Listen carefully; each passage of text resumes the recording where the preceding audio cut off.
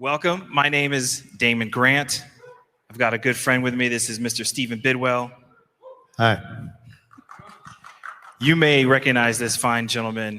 He plays with the band. He's currently the drummer for the Black Pumas. He's a good friend of mine. We're going to get into some of that stuff. So today, we're going to talk about getting a gig as a side person and keeping the gig and not getting fired. The first thing is I choose to use the word side person as opposed to side man or side woman because it's 2022 and people have changed how they describe themselves. So that is my updated term.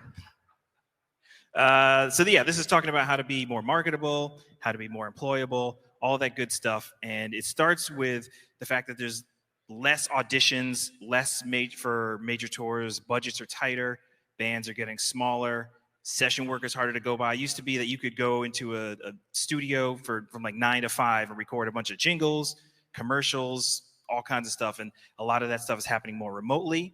And then it's how do you get called once that starts happening, and how do you keep your phone ringing?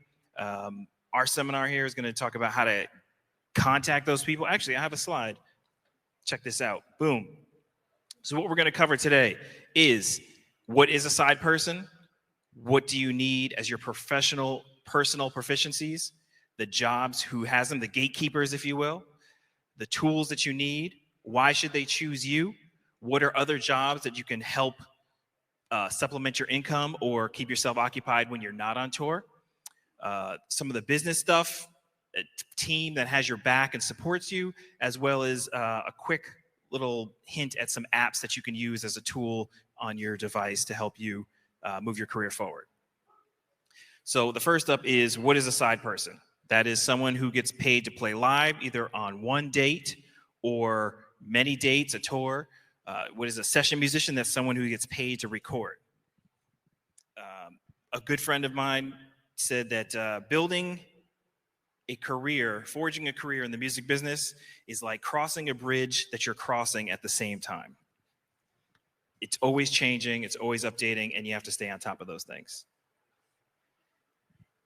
Mastering your craft. This is probably the most important to get started, get off the ground running. I assume that all of you play an instrument or sing, and you're trying to figure out, how good do I have to be? Well, the first thing is everybody talks about the 10,000 hours of the instrument.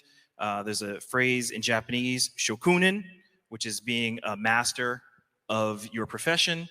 And there's the 4 stages of learning, which I'm not sure if everybody knows about, on how to know that you're proficient. The first stage is called unaware, unable. That means you don't know the information and you can't execute it.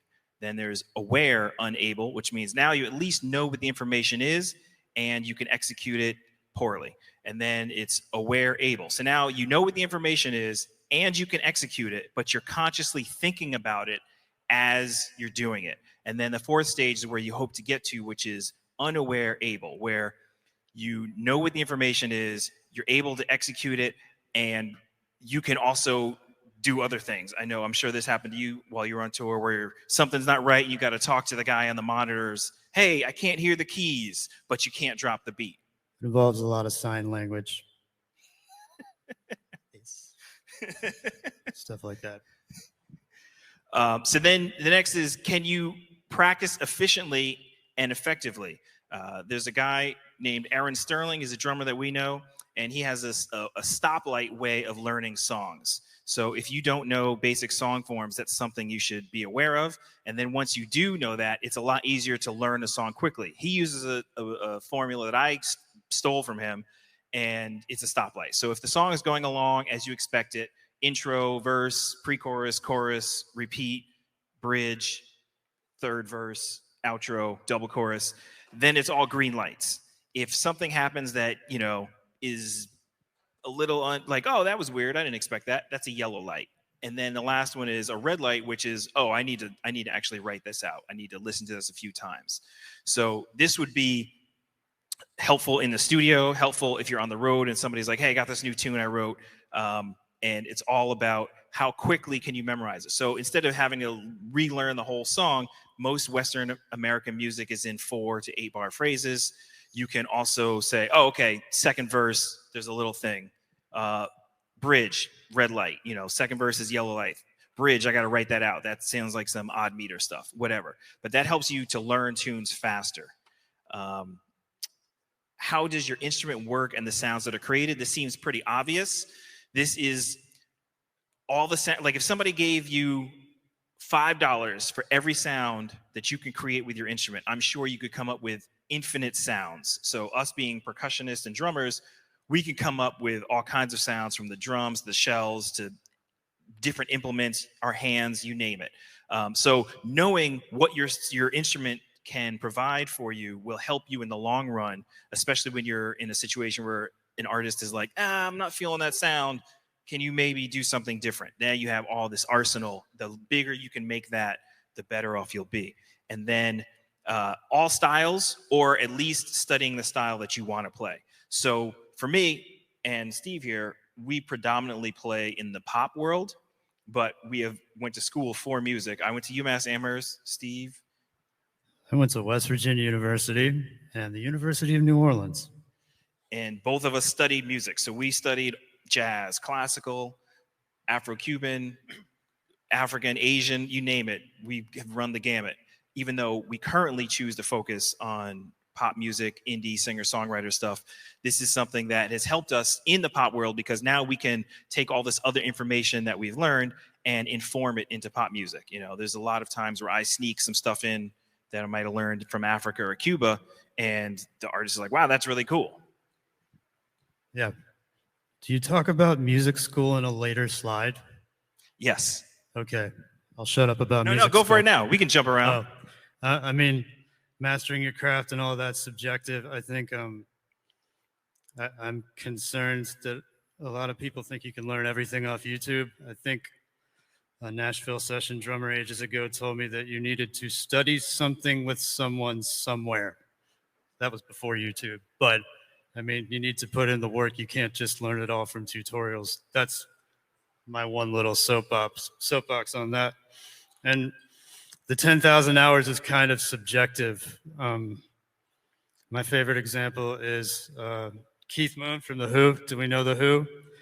He didn't play like an academic drummer, right? He had his own thing. So he did 10,000 hours in learning to be the drummer for The Who.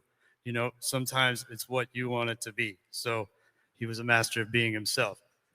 Yeah. Anyway. Even Dennis Chambers, fantastic drummer. One of his first gigs was playing with Parliament when he was like 16, 17 years old. Yeah, 17, and 18.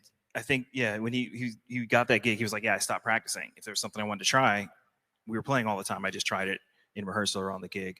And he pretty much hasn't practiced since then. Yeah, he makes that a part of his clinic, telling everyone, I don't practice. So, I mean, he's got his reservoir of ideas and he tries everything on the gig. Yeah. And then as far as rehearsing, something I learned after I got out of music school is that rehearsing is a luxury, right? When you're in your formative years and you get to college, rehearsing is scheduled into the activities.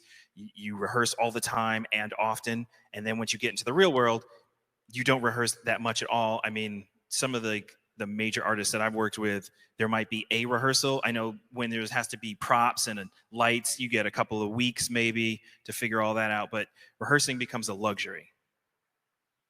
Totally true. Let's move on to the next slide. All right. Who has the jobs? Who are these gatekeepers? So we'll start with the pictures. These are some musical directors that I grabbed. I don't know if you recognize any of these names, but the first thing is you need to kind of know who are these people that are giving you the gigs, right? Sometimes it's the artist. Sometimes it's a musical director. These guys hold a lot of keys for a lot of the pop gigs. So if you look, the big picture with the red drum set, that's Steve Jordan.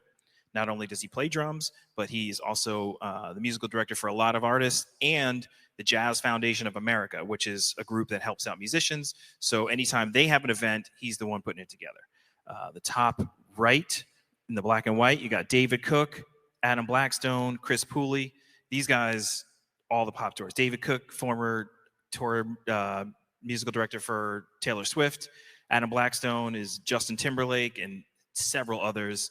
Chris Pooley is Gwen Stefani, Katy Perry, and now currently Idol. Adam Blackstone just did the Oscars. I mean, it's like it goes on. The bottom right there, from left to right, you got Patrice Rushen, uh, Ricky Minor, Harold Wheeler, Ray Chu, Greg Finnegan's. All of those are legends. If you don't know who they are, you should look them up and just start to look up who are these musical directors, right? The musical directors are people that are booking for tours, are booking for recording sessions. Musical contractors are usually the people that will hire you to do film and TV type stuff. Music supervisors are doing a lot of syncs and late night TV. There's not as many of those bands anymore. And then other people that can get you gigs might be tour managers. It might be other musicians that don't play your instrument. It might be a private instructor. I know some people that got Broadway gigs from studying with somebody, and then that instructor said, hey, I think you're ready. Why don't you sub for me on this thing? I have to go out of town or whatever. So some of the things you need to know to get these gigs, if you don't know them already, is can you read music? Some people don't have to read music, but in a lot of cases, you're going to have to read some kind of chart, whether that's the Nashville number system, just reading a lead sheet, reading actual notation of the instrument that you play. Can you retain musical changes on the fly? That could be at a rehearsal. Somebody's like, hey, we're going to change this up. We'll do this last minute. I know both of us were in the marching arts. I marched drum corps at the Boston Crusaders and the Cadets. Thank you. He did it for real. Like, he did it professionally. I just marched in my college drum line. But anyway. And there would be times where that was a skill that we had to learn, where somebody's like, hey, we're changing this up. It's going on the show tonight. And I didn't think that was going to be something that was going to be important. But later in my professional life, that has helped serve me, where I can learn music very fast and I can retain those changes on the fly. Do you understand basic harmony and theory? This is huge when it comes to understanding like song forms, or if the artist you're playing with doesn't speak, they're like, oh yeah, just when it goes up and that change, you might hear and you're like, oh yeah, that's a 2/5, and turn around, I got it, and you'll memorize the songs faster. So understanding basic harmony and theory could help you, because you might have somebody that's like, yeah, when we take it back at the D minor, you're like, oh, got it, the saddest of all keys. Yep. And I'd say, I mean, being a drummer, any drummers in the room? Anyone? There's a couple. I mean, always try to work on your ear, because you're probably deficient, unless you were like a child piano kid too. But I always, when I started getting country calls around here in Austin, which is inevitable, they put these Nashville number charts in front of me, and that was so easy, because like I can't necessarily hear B flat, E flat, D, whatever, but I can hear 1, 6, 2, 4, 5, 1. That all made total sense to me. And anyway, those are good charts to learn how to make for yourself, just in general, like if you're shortcutting your way to subbing something. Yeah. Moving on to, we talked about who these musical directors are. And it's like, well, the next step is, how do you get their attention? Is that on the next slide? Let's find out. Yeah, here we go. How do you get their attention? Well, we already talked about the transferable music skills and other musicianship. They are out there. So Google is still free.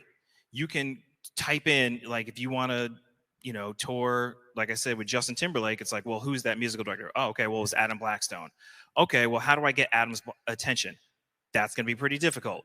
Maybe you know somebody that knows Adam, or maybe you can find out who else is in the band. I know there's ways that people will find out who's in the orbit of who they're trying to contact, and they'll try to get their attention. Maybe it's you just book them for a gig, maybe we'll just use this as an example. I wanted to play with the Black Pumas. I might hit up Steve and be like, hey, do you guys have a percussionist? And he might go, no. And I say, hey, do you want one? That's why you called me today. That's what I call guerrilla networking. Not true. But, there's a rumor out there. I did not start this rumor, but it's like how Chris Bodie got his start. And it was, well, he was in England, so was Sting. He found out where Sting took yoga. He started taking yoga there. They struck up a conversation. And he's like, oh, you play music? Oh, me too. And you had to prove yourself. So going back to, you're proficient on your instrument. The instrument is in working order. And if there's an opportunity that presents itself, it's knowing how to take advantage of that, right? Everybody always says it's who you know, but it's not always who you know. It's who knows you And do they trust you enough to want to work with you or hire you? And then you also have to realize when you're in that position where it's like, oh, right time, right place. It's like, well, yeah, you can be in that situation, but you might not even recognize that. You might not even know that you have put yourself in a position to monetize on that or monopolize on the opportunity.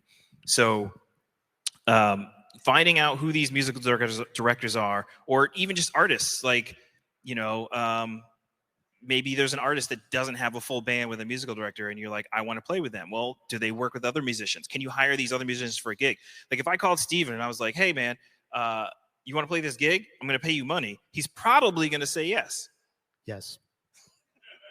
And now if you have your skills together and you can, prove that you've done your homework and you play well, well, then he's going to be like, wow, I can rely on him. We have built a trustworthy working relationship. And then over time, we build a friendship. And then he might call me for gigs, right? Can you execute on a high level night after night? Can you play well for a longer period than these social media clips, right? You see people throwing down on social media between 30 seconds to 2 minutes. And you're like, wow, that guy's great. And it's like, well, can you do a 4-hour gig? Can you do a 2-hour gig and sound great the whole time? Do you have the stamina to do that? Do you have the musical vocabulary to do that? Do you have the mental focus and awareness on the stage to, know when the singer wants to skip ahead or when the guitar player wants to loop? Like, these are all skills. Like, can you do that aside from just being in a practice room and throwing down? There's a Steve Gadd quote that I love. And it's the fills that bring the thrills, but the groove that pays the bills, right? I've seen a bunch of people go out there and they throw down and they play all these notes and then they get fired because that's not what the song needs. You have to learn how to serve the song. Some people don't want all those notes. Some people don't have enough notes. Like Aaron Spears got the gig with Usher and Usher was like, I need more notes, This is a drummer specific thing, but there was an 80s drummer he played with Luther Vandross and like Ashford and Simpson. And he actually has the first instructional drum video, which is a hilarious deep dive topic. Just go look it up. But go to YouTube and look up Yogi Horton career advice from the last 5 minutes of that. I mean, he goes on for a couple minutes. Like you do have to be able to play pretty strong and really be doing it. That's what he says. Always be doing it. He's a pretty slamming drummer if you've never heard of him, but yeah, that video is great. I watch it at least once a year just to remind myself of what, like, he's smoking a cigarette in it. Yeah, it's from like 1983. It is not the quality of these instructional drum hilarity. If we all spent time watching these terrible videos, like this is like quality-wise, it's the worst, but it's the best information. And it's like the first video ever made about drum anyway. Worth your time. You can't have my VHS copy. Now, the session musician side of things, right? You can record for other artists. You can record for films, and that's a different ball game. I would say as far as home recording, that's become a lot more popular. So if you didn't set up your home studio during the pandemic, I suggest get a Sweetwater card, start racking up that bill right now. It doesn't take a lot to sound good. You probably need a good mic, some cables, a good preamp, and a DAW, a digital audio workstation, something to record into. And then you just have to learn. There's all kinds of tutorials on YouTube to just learn how to record yourself and get a good sound, because I know I used to go into studios and I don't do that as much anymore. Now I record from home and it's such a better experience for me. As a percussionist, I usually go in last. I know drummers usually go in first. Always an hour early.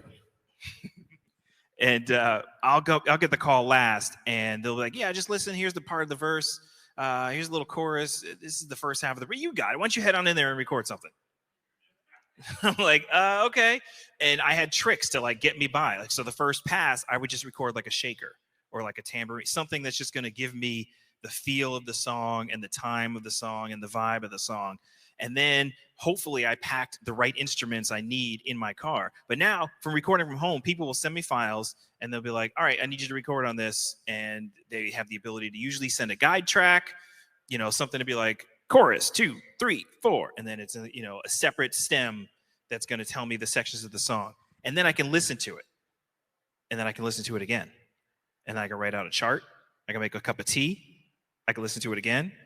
I can go to my shelf of instruments, try something out.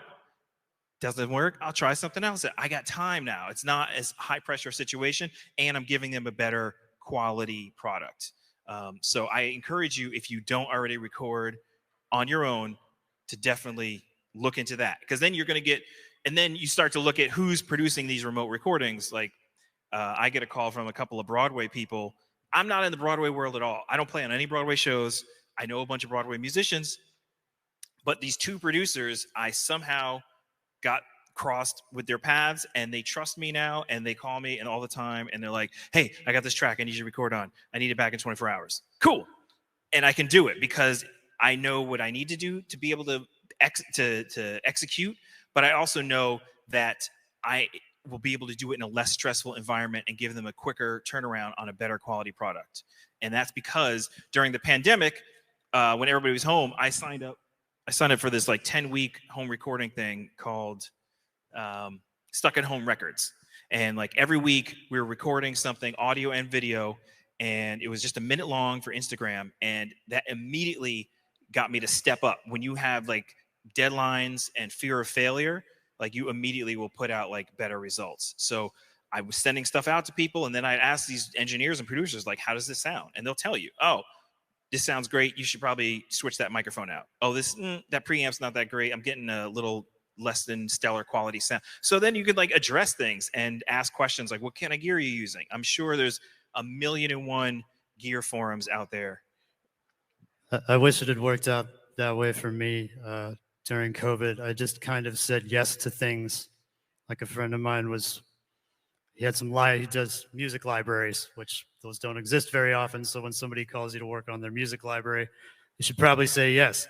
And then I looked at my DAW that I hadn't touched in probably 6 months and a pile of microphones, and I said, can I get decent sounds out of this? And within a couple days, I had figured it out. Luckily, he didn't want it back by tomorrow, but hopefully we all put our time to good use during lockdown like that.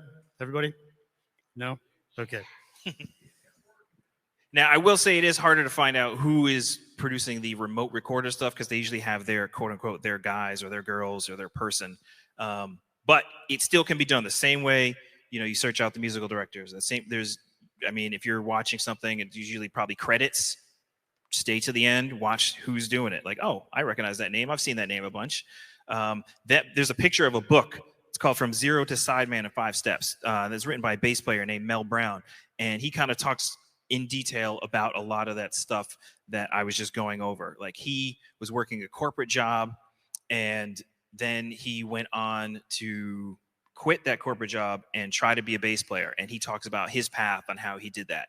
He got a newspaper, looked up all the venues in the newspaper that were showing music, and then he would go to those venues and he would see what the bands were playing and he'd make charts. Okay, they play Sweet Home Alabama this way.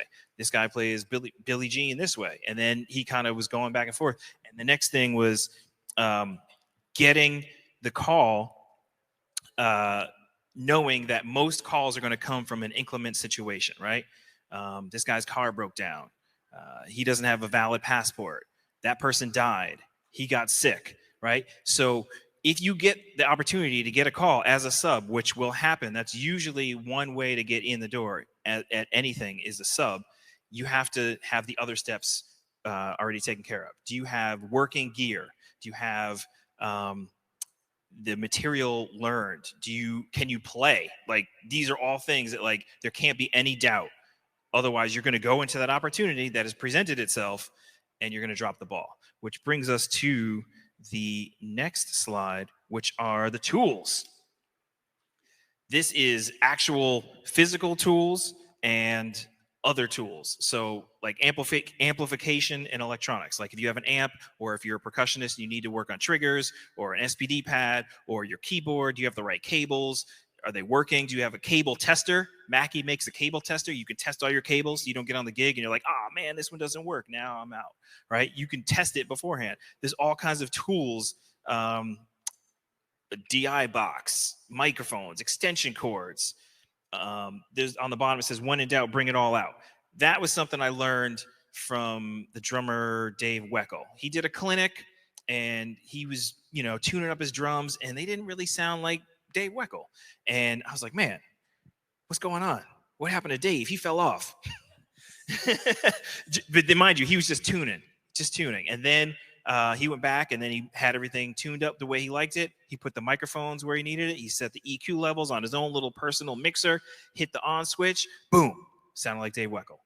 His sound was so important to him that he brought out all that stuff. He brought out the microphones. He brought out the mixer. It was that important to what he was doing to sound the way that he sounds. And that was like a lesson I learned that in, I want to say like high school. I went to Dave Weckl Clinic, Sam Ash, New Haven, Connecticut. I was like, wow, that was a bing, light bulb. So if you're in any doubt, if you're going to play with somebody you've never played with and you don't know the situation, I know I'm in the New York area. He's down here in Austin. They just sometimes house kits. There's house, and they'll be like, oh yeah, there's drums here. All right, well, send me a picture. What does it look like? Are there craters in the head? Are they taped up? Are there lugs missing? Can you tune it? So when in doubt, if I'm walking into a situation I've never been in before, I'm going to bring what I know will make me sound good. And then I have the option to be like, I'm going to leave in the car. I don't need that. This works just fine. Right? So.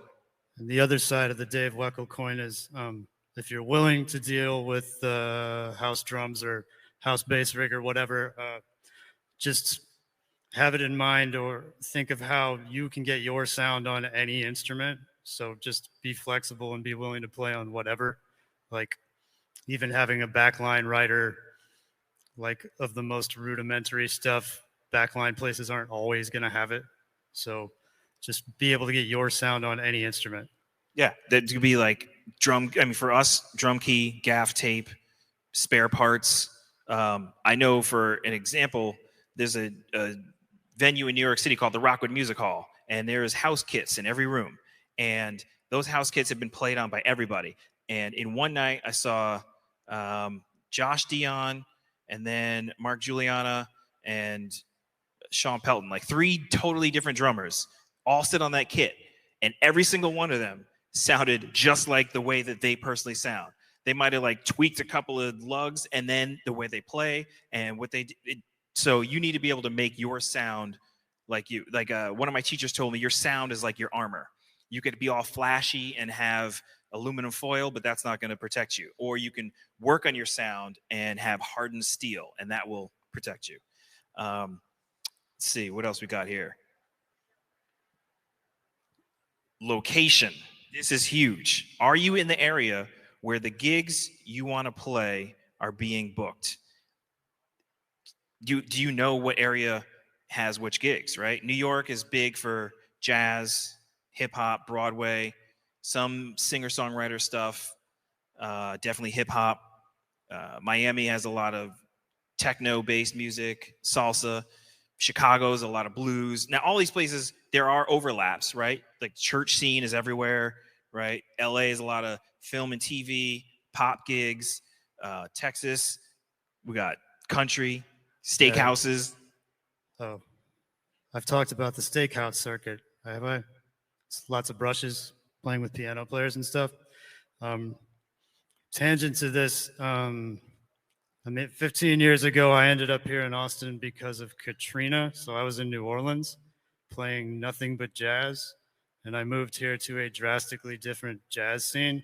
And I sort of had to adapt and play like everything else. I mean, I did play jazz, but it's not the same as New Orleans. And it's definitely not the same as New York, where that music is concerned here. So it helps if you're flexible. If you're not flexible, you got to go to where that music is happening, right? If you want to play free jazz, you should probably go to Chicago or Boston and get a job. Yeah. So location is huge. I think we got an audition going on out there. Back to the tools. Some of the tools you might need, aside from your gear, you might be able to get to the point where you can score an endorsement, right? You have to realize that endorsement nowadays, they're not just giving out free gear. You might get an artist rate to purchase this gear. And also the endorsement is not like, oh, I need this gear because I'm doing this thing. It's actually part of the marketing side of things for the companies that you're getting the gear from. So you are a walking, talking commercial for this company, right? I have this water bottle up here, and on the side it says Vic Firth, and on the other side it says Zildjian. And I use both of those products. And they gave me this water bottle as a gift, but it comes with me everywhere I go. So then if people ask me, they're like, oh, do you use Vic Firth sticks? I say, yes, I do. And why do I use them? Because this is what they help me do. Or if They didn't send me one of those yet. I mean, an endorsement, like, yes, I have a handful of them. I get nothing for free, but it should be a mutually beneficial relationship. And what that means these days for companies wanting endorsees is they want, playing a lot of shows, yes, but also a lot of TV appearances if possible. And maybe even more than that lately, a social media presence. So like I'm playing on these huge stages, but I'm competing for endorsements with YouTube phenomenons, right?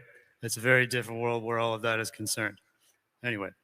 Yeah, and it does the company disservice if you play a gig and somebody comes up and be like, man, I love that cymbal. What is that cymbal? And you're like, I don't know, man. They gave it to me.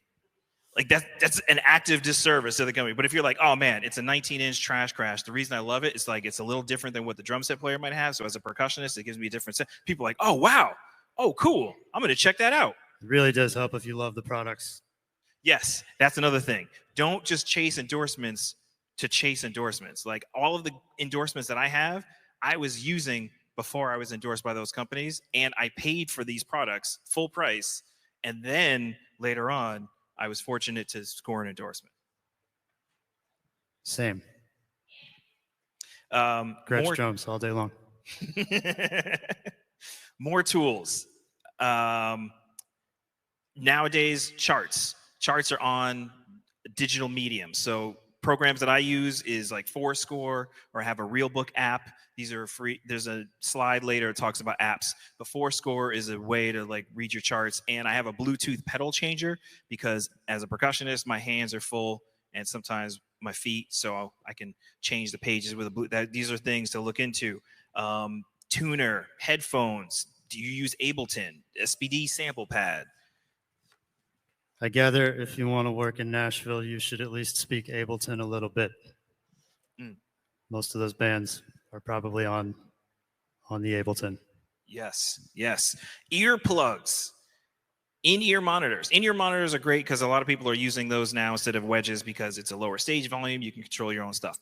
Earplugs are important because you get two sets of teeth, but you only have one set of ears. So once you start going deaf, that's it. I have a decibel meter that I keep on my phone. So when I'm in a situation, and I have earplugs in my pocket right now, I travel with them. And anytime I get anywhere, if it's like, this feels a little loud, I open the decibel meter and I look at it and I'm like, oh, wow, that is loud. Let me put the earplugs in, right? So protect your ears. Find an ENT, ear, nose, and throat doctor that has an audiologist on staff. Get tested. Get earplugs. You can make customized earplugs. You can get mold for your in-ear monitors, and know that your ear canal changes about every 7 years. So you're going to have to get refitted. Otherwise, they're going to render them useless. Marketing tools. Everybody used to walk around with these things, which are just a business card. If you do have a business card, I'll give you a tip. I usually put the very basic information nice and big, my name, number, website, email, my bullet points of what I do. And I put a picture on both sides, because how many times do you get a card and there's no picture and you're like, man, I met this dude like 3 nights ago. Who is this guy? At least if there's a picture on both sides in case it falls over, you can be like, oh yeah, I remember him. That dude owes me $20. And then I stepped it up. Shout out to disc makers. They make business card flash drives. So this looks just like my business card that was paper, but this is plastic. Has all the same information, my picture, name, phone, email, website, but there's a little flap on the side and it flips open. And that right there, that is your flash drive. And you can throw that into your computer. I haven't had a business card in like 10 years, and now, man, outclassing all of us.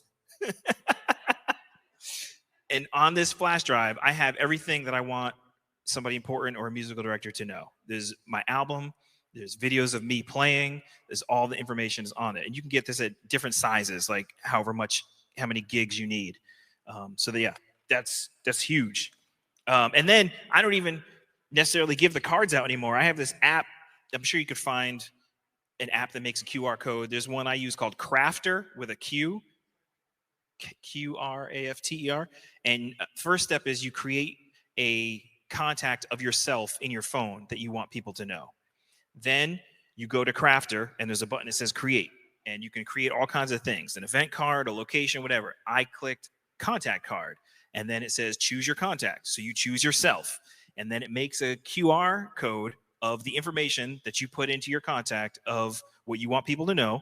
And then it says save to camera roll. You say yes. And then you go in your camera roll and you make it its own album. So that way it doesn't get buried by photos of your cats or whatever. When you're like, oh no, I'll give you my number. Hold on. And you start scrolling and you're like, they're like walking away. You're like, wait, no, I just got. So you make it its own album so you can just pull it up and be like, hey, here's my QR code and here's all the information I want you to have. And then they open up the camera, they scan it, and then boom, one step.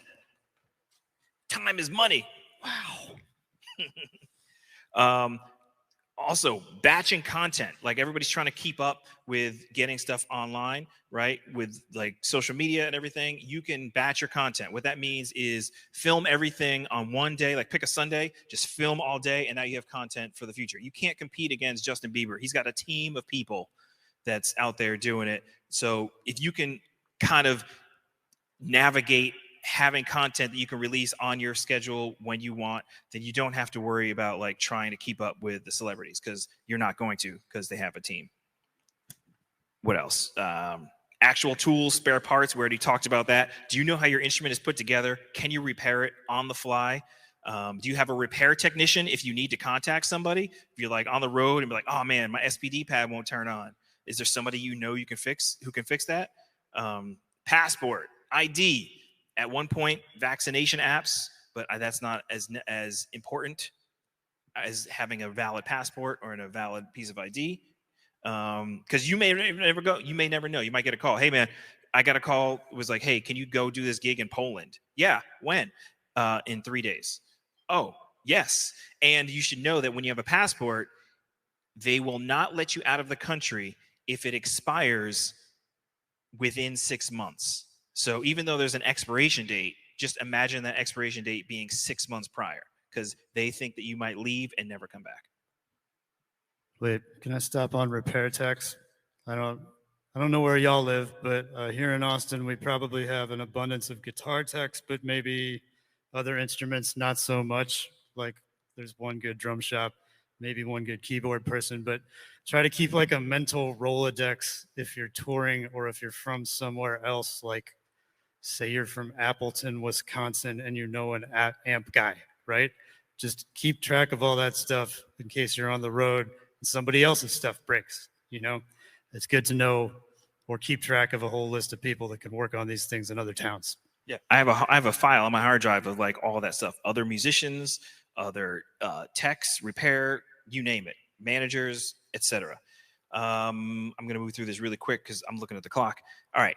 Calendar, you need some kind of calendar. I prefer a paper calendar where I can see the whole month so nothing sneaks up on me, but I do also use digital ones because that's what everybody else uses.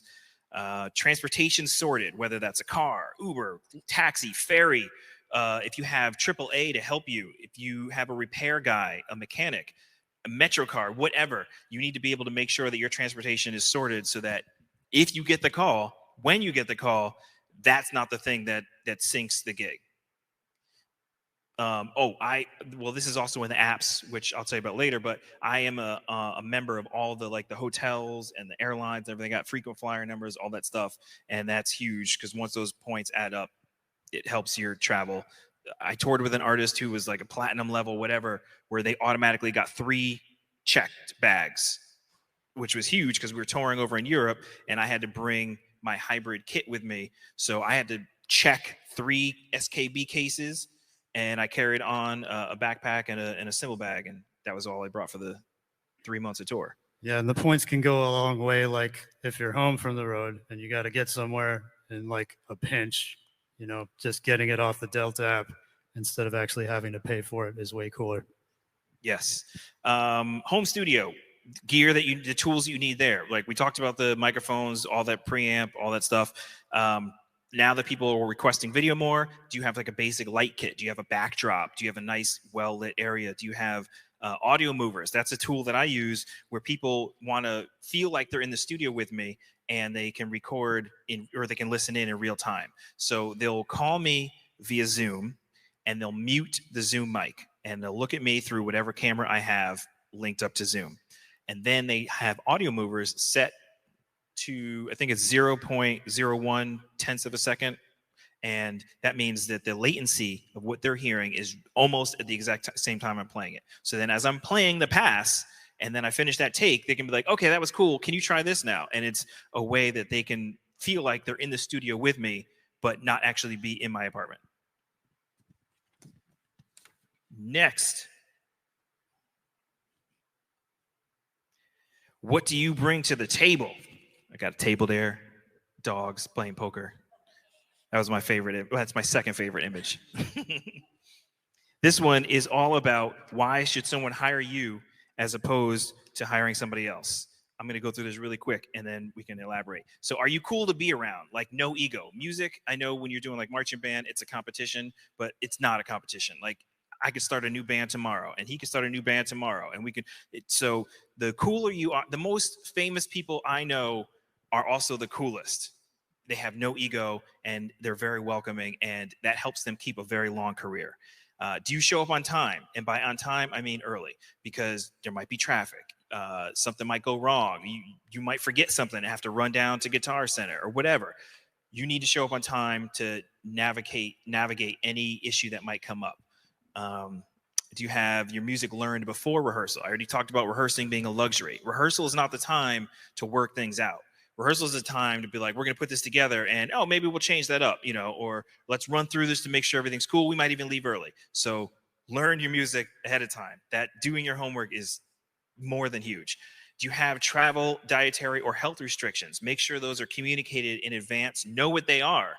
If you're going to another country and you're like, I can't eat peanuts. And then you go to Thailand and like everything has peanuts in it. Like I'm actually diabetic and I have to, if I have to flag down a tour manager to get him to bring me a Coke on stage, it's happened like twice ever, but it happens. You got to let people know.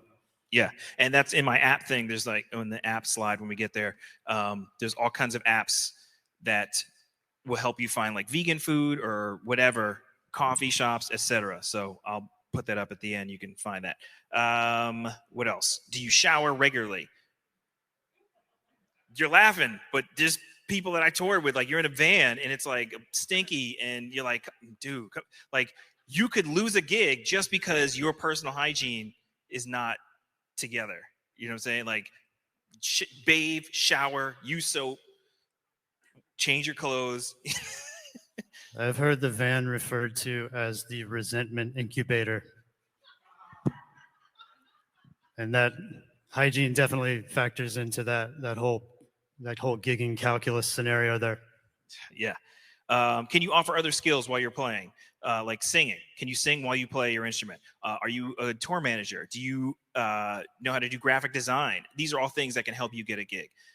What can you do on your instrument that someone else can't do? Is there something that I have a very good handle on my limb independence, so I can play a lot of percussion parts. A lot of times percussion gets overdubbed, and then in a live situation, it's like, oh, well, I can actually cover all of this. And people are like, oh, word?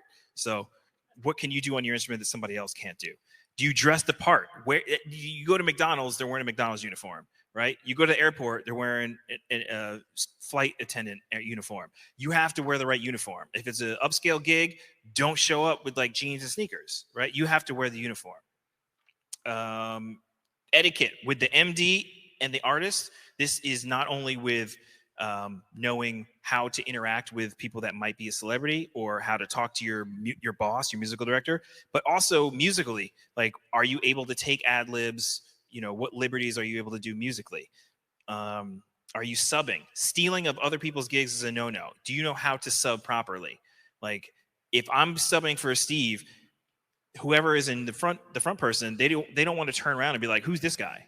They want the show to go on seamlessly. So I have to know how to be a good sub. I have to know how to learn the parts, slide in, and do it well. In fact, when I have other people subbing for me, I will go above and beyond to make sure that it's comfortable for not only the artist, but also for the sub. What do you need? You need me to write out charts? You need me to make recordings? You need more money?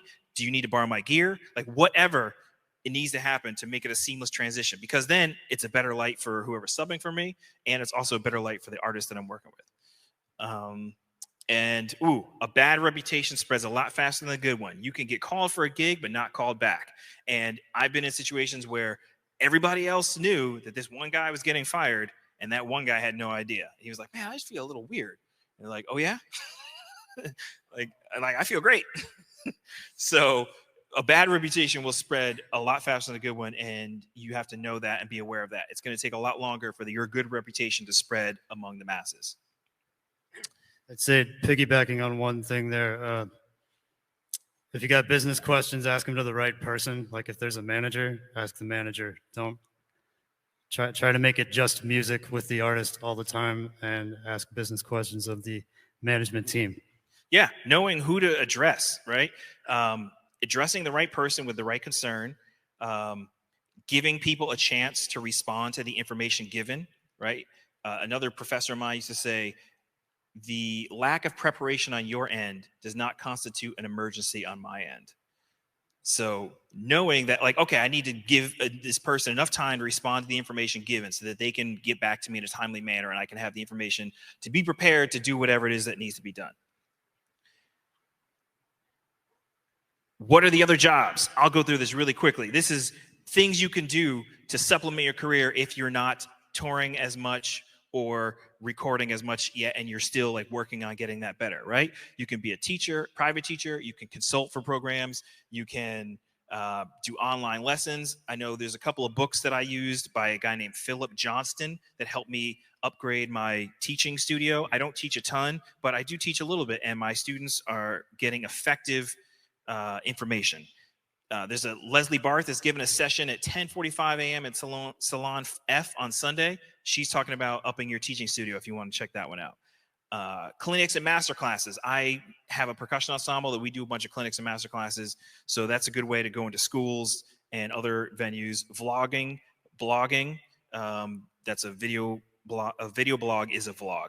I host a podcast called Discussions in Percussion. Stephen was on it.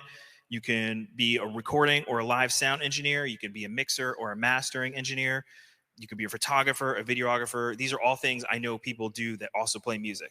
R&D for music instrument companies, that's when you're helping develop new products or making products better. You know, people will send me stuff that I'm endorsed by, and they're like, hey, can you check this out, take it on the road, beat it up, and let us know what you think.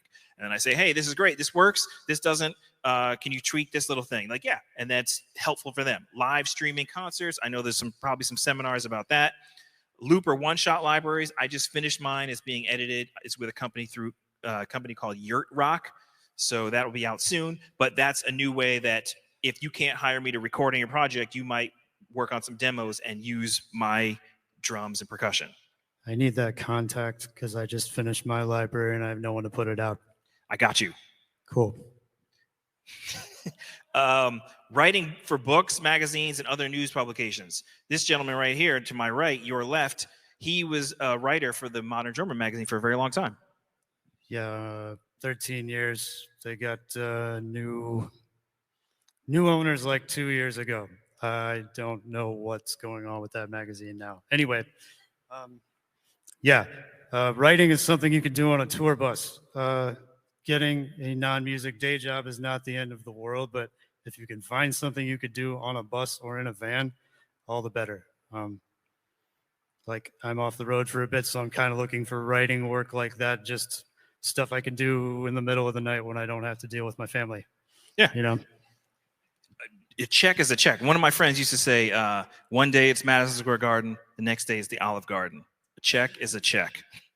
Yeah, actually, I mean, I had like I worked in a data center for way longer than I care to admit to, but it was mostly unsupervised. So I'm sitting there writing my articles, transcribing interviews, booking my band, doing all these other things. No, because I don't know if you could find those kind of jobs, but if nobody's looking over your shoulder and they don't care what you do with your downtime, that's pretty good. Actually, I'd call it a win. And lastly is extras on TV or movies. This is called sidelining. You could probably find this through a music contractor or through the musicians union. This is when they don't want to get a SAG-AFTRA actor or just a basic extra. They want somebody to look like they know what they're doing with an instrument. So I've been fortunate to do a handful of gigs sidelining on different TV and film and streaming services and stuff. Real quick.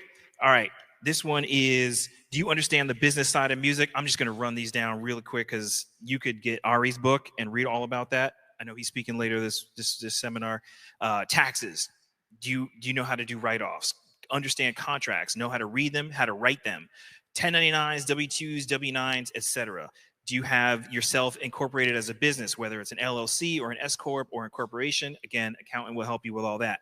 If you have a nonprofit group, like I have a percussion ensemble, we are classified as a 501c3. That is a nonprofit organization, but you can still get paid even though your organization is nonprofit. NDAs, this is something we both had to deal with bigger artists. You need to know what they are, what you can, what you can't talk about, be able to understand those. Up-to-date bio, headshot, invoices, being able to write them, just have a template that you can send invoices out to get paid, knowing how much to charge. This one's going to take a little longer for you to figure out based on your skill level, based on other people that you work with. And, like a good ballpark would be like $100 an hour for a gig per hour. Plus you add on travel time. You can go to the IRS and get the tax rate for mileage. There's all kinds of ways to figure out how much you should charge. Ask other people that you trust. Hey man, how much do you charge for that recording session? Oh, I charge this much. Okay, cool. Whatever. But that's something that you need to know so that when people's like, hey, can you do this? You're like, yeah, how much is it going to cost? You can always ask for less money, but you can't ask for more money. You can't be like, oh, I'll do it for $200. Oh man, cool. I had a budget of 500. I mean, 500. Like that's not gonna fly. But if you were like, I could do it for $1,000, and like, no, there's no way. Okay, 800, and they're like, okay, I can figure that out, and you're like, whew, what else? Professional etiquette. We already talked about that. Camaraderie. This is the hang. There's all kinds of stuff that happens off of the stage. Being able to function in a van, at an event. Knowing how to be cool. Just be a cool person. Like, I'm not saying you have to like wear the slickest clothes. I'm saying like, I'm trying not to swear. Just don't be an aggravating person to be around. I know some people that aren't the best players, but they're just really cool to be around and they get called all the time. And that is just huge because people don't want to spend their time with somebody they don't like. A gig is maybe 2 hours of the day. And then you have another 22 hours to fill of time. So if you're not fun to be around, nobody's going to want to take you on the road. When to take a gig or pass on a gig. There's the 3 M's: music, mates, and money. You should have at least 2 of those 3 to take the gig. It might be good music and it might be good money, but the people you're like, it's only 2 hours, or it might be great money and cool people, but the music's not that good. Whatever, 2 of the 3. And there's also the 4th wild card. That's the milieu. That's the location. So it's like, the music's okay. The money's decent.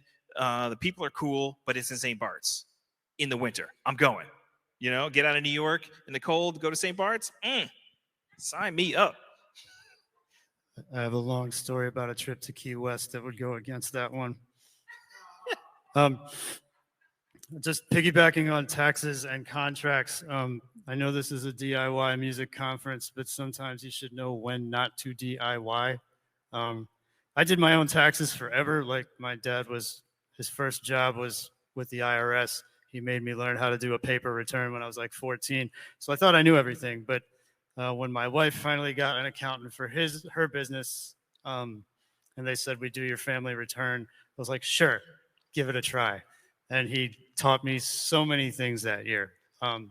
That was infinitely helpful.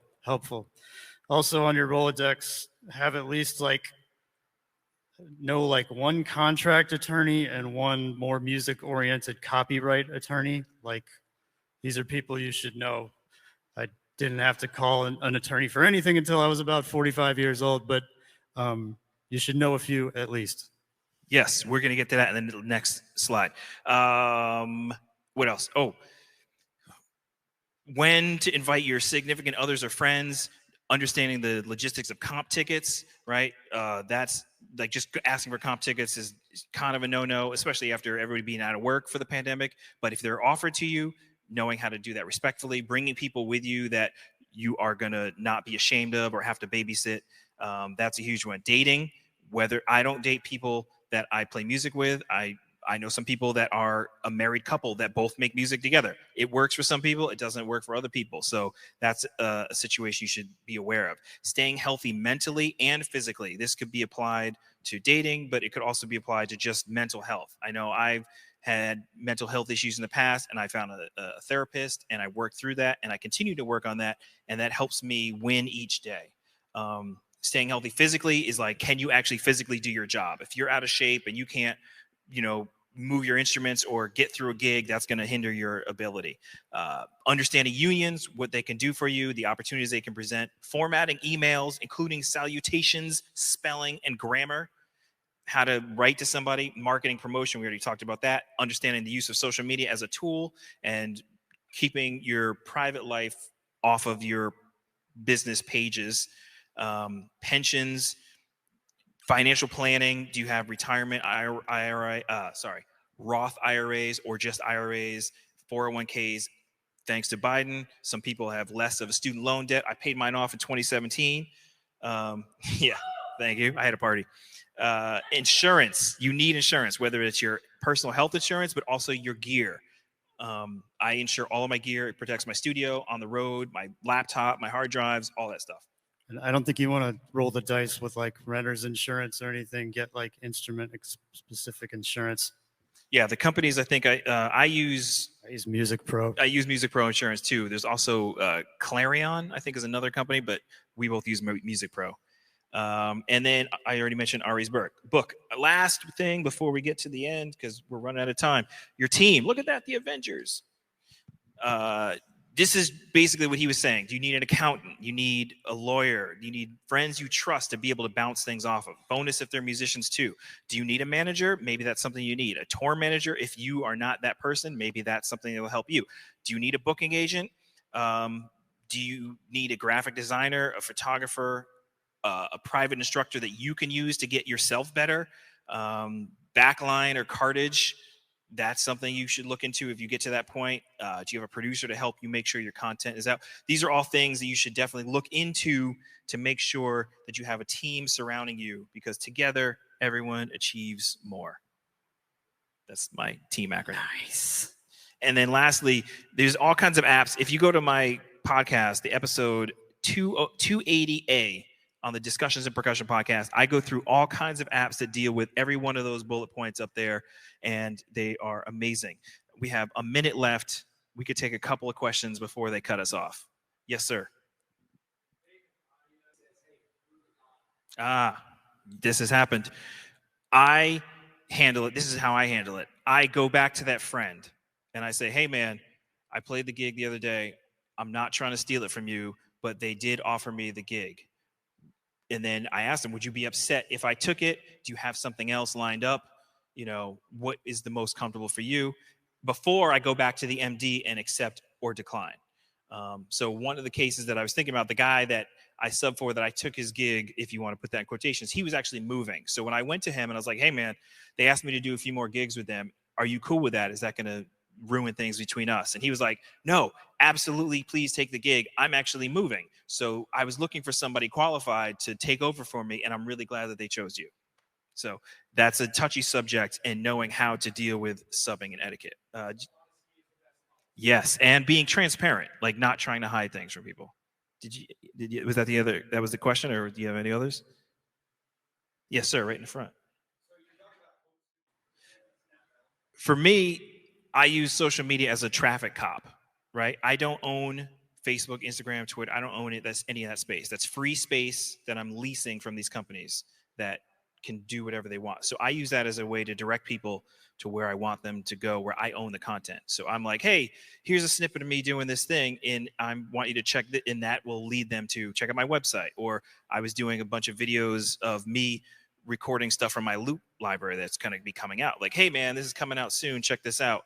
And I'm not trying to there's a door, right? There's a door of what I let through, and through that door on the other side is the public, and then on my side is my personal stuff. So I'm very conscious of what I let through that door and what I want the public to participate in. Does that make sense? Did that answer your question? Okay. Well, I don't feel like I need to post all the time. Like, so I'll go, I don't care what the algorithms say. I'll just be like, I don't feel I'm going to go practice, and, but, sometimes I'll put, hey, this is the first take, or just trying some stuff out. I'm awesome at posting and then putting my phone down and not looking at it for hours. So we're getting the light. I have zero advice on that, but be yourself. I mean, the people out there doing it that I like to follow are just being themselves, right? I don't know. I'm here to learn. Thank you. I'm terrible. If you have more questions, I'll be around the rest of the weekend.